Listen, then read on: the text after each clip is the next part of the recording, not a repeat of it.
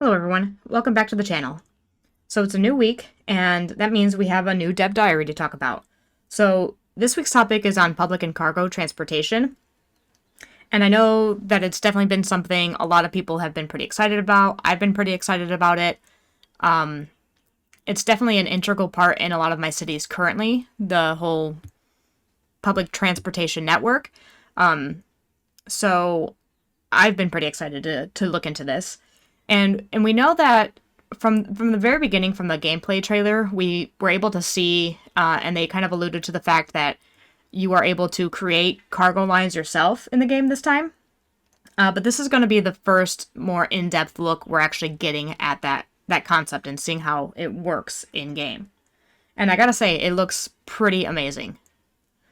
So today, what I want to talk about are some of the big picture improvements that we're going to be getting in Cities Skylines 2. In just about every regard, Cities Skylines 2 is shaping up to be a massive improvement from Cities Skylines 1. And we can see so many examples of that in this new dev diary on public and cargo transport. So without further ado, here are 5 major improvements coming to cargo and public transport in Cities Skylines 2. So number 1 is that upgrading seems to be much more functional and much more easy and just better, right? So the first thing that I want to look at in regard to upgrading and just how it can be a lot more functional and a lot easier to do in ways that just make sense are with this underground subway station. So we can see in this upgrade down here that there's like this little fork and knife, which kind of makes me think of like a restaurant or maybe like a cafe.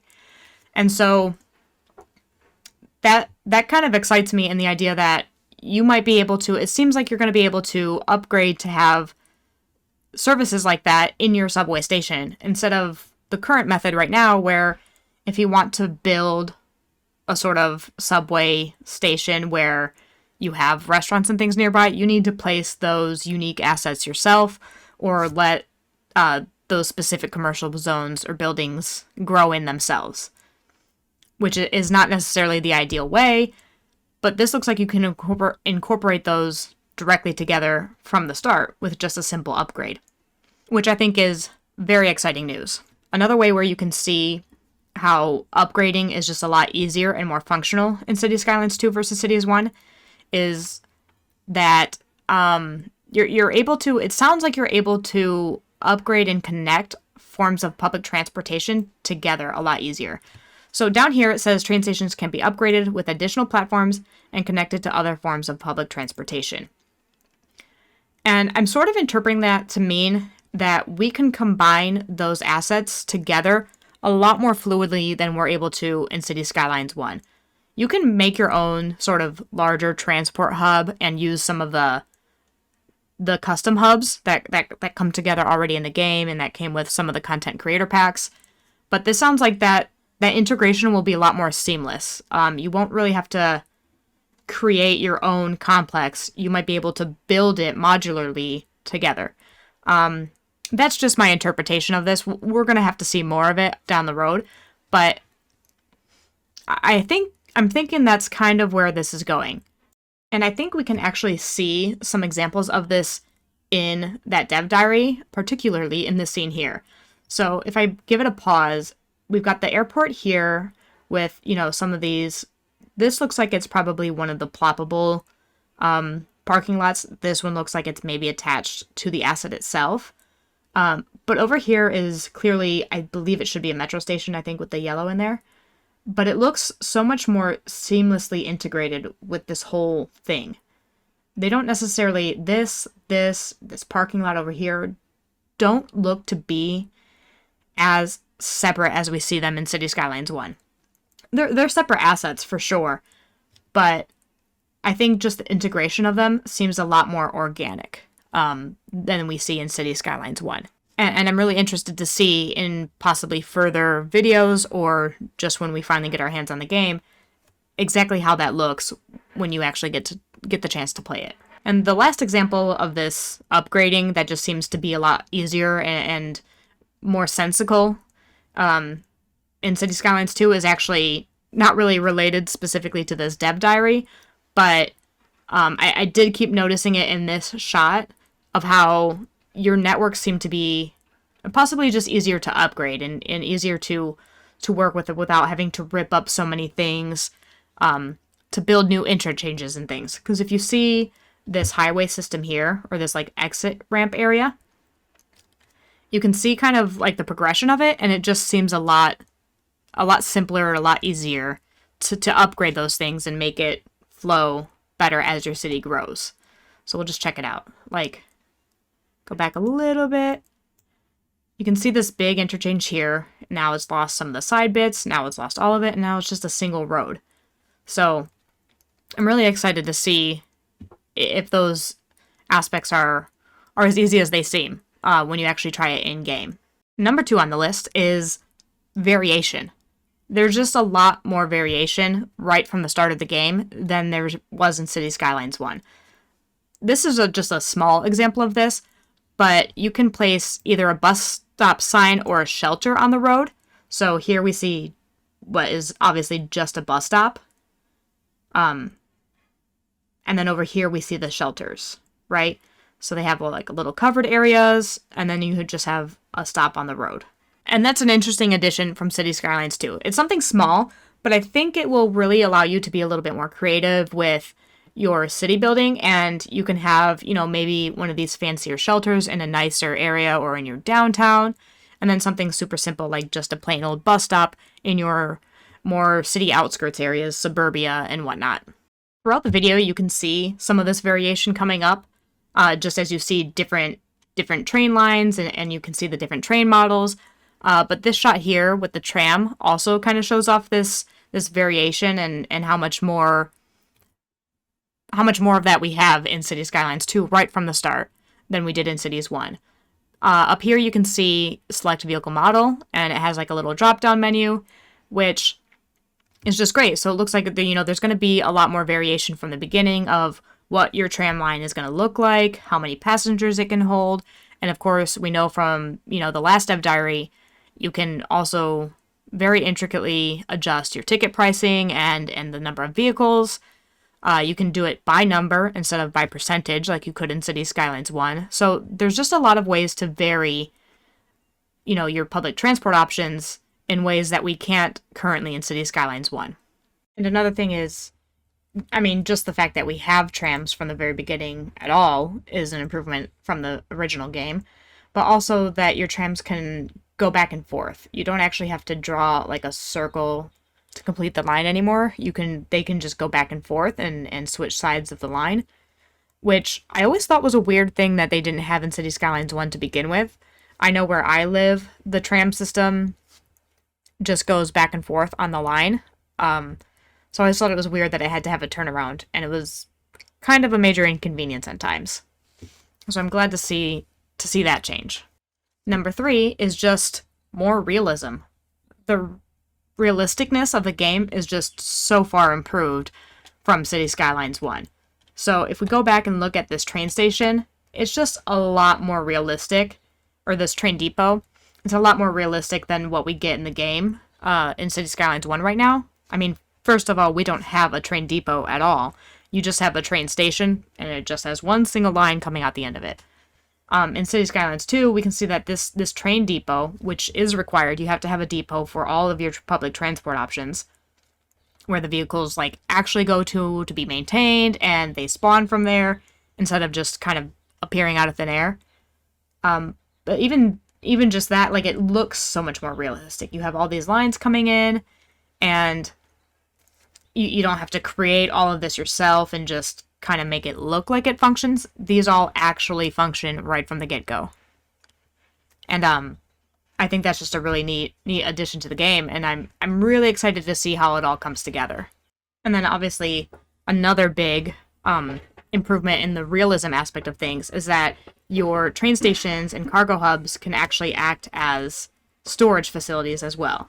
Like these cargo containers here are not just for decoration. They will actually store cargo, and the trucks that are coming in and out of your industries and to and from your commercial zones will actually be able to come in and pick up and drop things off from this area. And another major point of just seeing this realism in Cities Skylines 2 that we don't have currently in Cities 1 is with the airports and just like plane traffic in general. I know that I've seen some pretty funny videos myself of other players where their airports are just going absolutely crazy with planes coming and going just constantly. Like there's no subtlety to the flow. They're flying around like birds in the background, right? And I think you'll be able to have a little bit more control over that in Cities 2. And also this little bit here. Airports limit the height of buildings in the landing and takeoff zones to avoid collisions.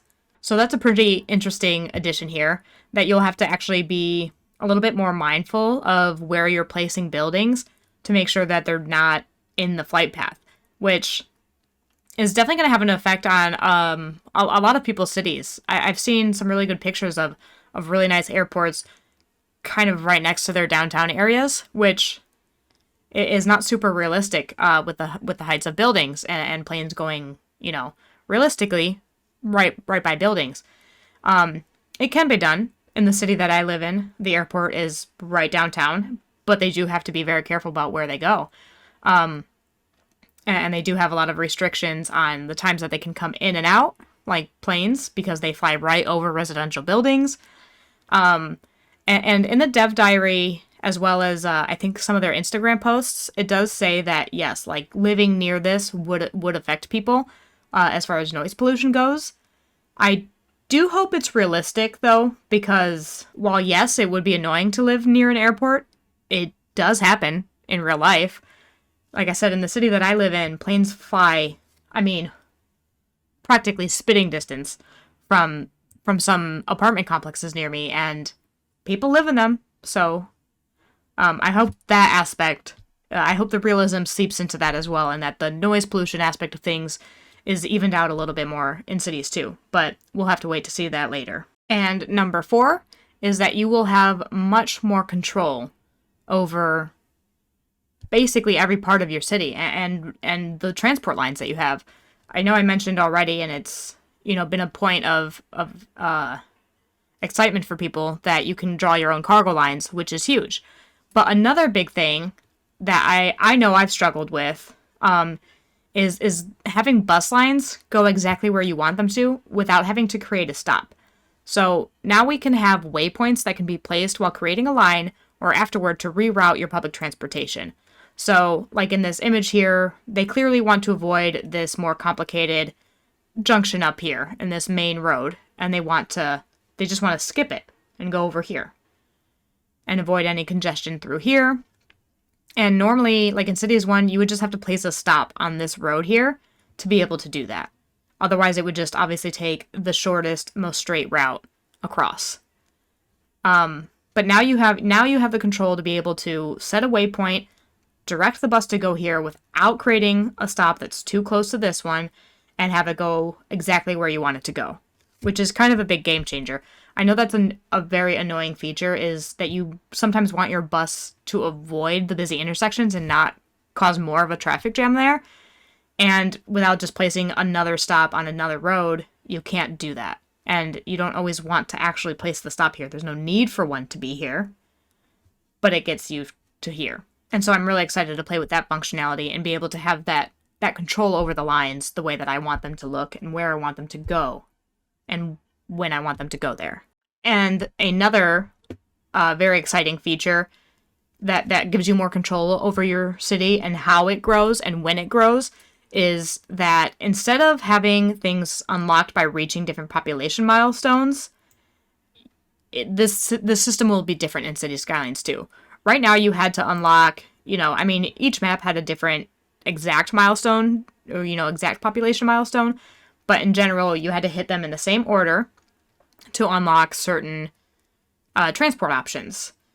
And yeah, this resulted in similarly built cities because you had to build that big of a city or a city in that way to be able to unlock trains, for example. With the exception of buses and taxis, which unlock with milestone progression, in Cities 2, each transportation type is unlocked using development points in the development tree for transportation. So that's pretty exciting. You don't have to be tied to having a huge, bustling metropolis of, 90,000 people to be able to put in a cargo harbor or things like that, for example. I don't know the exact, requirements off the top of my head, but I know that, like, trains, for example, take around 12,000 or so people. And now it sounds like you might be able to introduce trains into your town or into your city a lot earlier, depending on, your city's exact needs. And it does say that we're going to get more on development points later, which I am very interested in this. So I'm very curious what this means and what it will look like. If you have thoughts or ideas about what this might look like, feel free to let me know in the comments. I'm interested to hear what other people think of this and what exactly you think this might look like. But either way, I'm super excited to look into this. And if you are as well, then feel free to subscribe below, and I'll be talking all about it when we finally get that dev diary. And the final major improvement from Cities Skylines 1 to Cities Skylines 2 is that you just have better insight. So if we stop again at the subway station, we can see the upkeep. Again, more realism right here with like how much things cost. We can see the efficiency, employees, and comfort. So this is a lot more information, especially down here, than we currently have in Cities Skylines 1. We can see exactly how many people work there. We can see the comfort rating, which I'm assuming this is going to be out of 100. I'm not sure. That seems odd that it's not like a percentage or an out of number, but I'm going to guess that it's probably 100 and passengers waiting. And like this is clearly obviously tied to what was talked about last week in the traffic AI dev diary about one of those pathfinding costs. But yeah, this is it's a lot more information than we have right now. And it gives you a little bit more of an insight as to what else your city needs. If things are just not working efficiently, if this number is super low, you can look back at it and see where did you go wrong in drawing your lines or what the issue is. And it gives you a better idea of what might be going wrong, and so you can go through and fix it. And another thing about, just the insight and what information you can see from, these info views is you can see all of the stops highlighted a lot more, like a lot easier or a lot more noticeably than they are in Cities Skylines 1. And then there's also like this little, so these are all the stops, right? And then these little icons are, well, I'm not 100% sure. I think they might be indicating that that line is full, that bus is full, that transport option is full. That is a guess that it's indicating that that's full, but if that is the case, that's super helpful to know, like, okay, this line is full, this bus is completely full, and you can see, if you see these icons popping up everywhere on all your different transport options, that could be an indication that you need to have more vehicles on the road, right?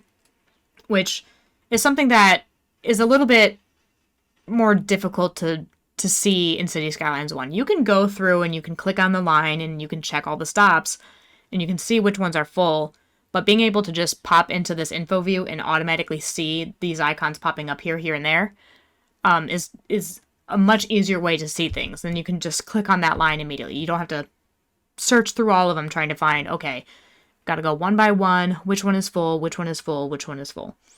And that'll just save a lot of time and make things a lot more efficient in your city because you'll be able to address problems as they arise. So I'm pretty excited about it. So that's all I have for you today. 5 major improvements coming to Cities Skylines 2 in regard to the public and cargo transportation.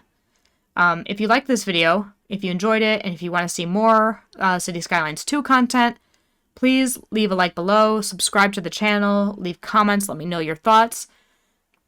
All of that helps the channel and is something I would appreciate greatly. But either way, have a wonderful day.